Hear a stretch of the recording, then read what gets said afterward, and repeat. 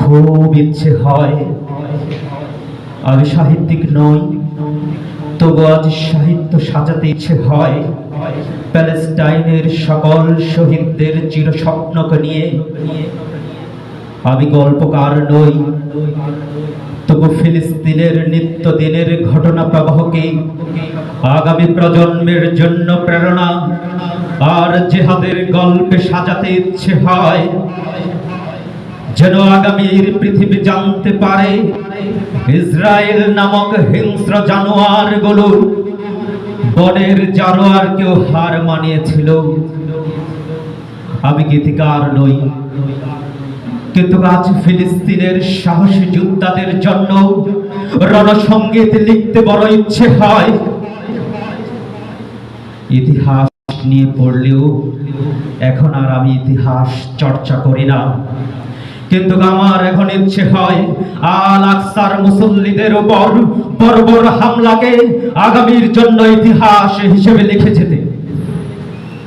ও হে বিশ্বাসী, জেনে রেখো বাবার হাতে রক্তাক্ত শিশুর কফিন, শহীদ বাবার কফিন মিছিলে আহত শিশুর ছুটে চলা এজন্য এক নির্মম পৃথিবীর আগমনী বার্তা।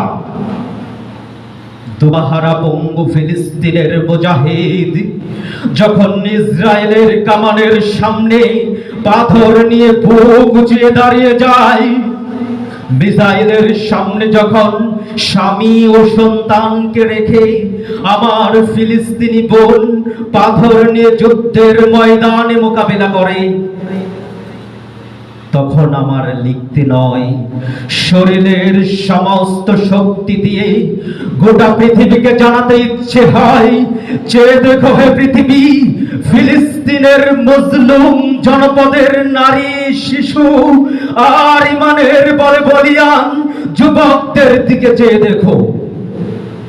তারা আজ জীবনের চেয়ে মৃত্যুকে বেছে নিয়েছে মসজিদুল আকসা আর স্বাধীন ফিলিস্তিনের বিনিময়ে।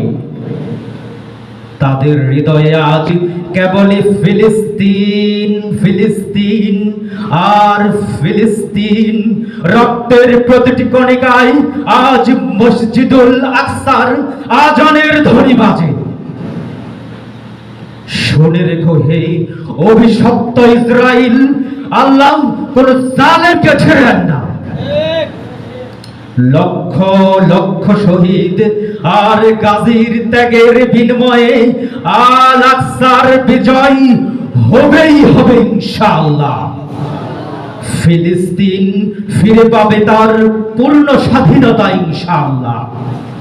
জীবনের শেষ বিন্দু রক্ত দিয়ে হলেও আল আকসার বিজয় আসবেই আসবে ইনশাআল্লাহ।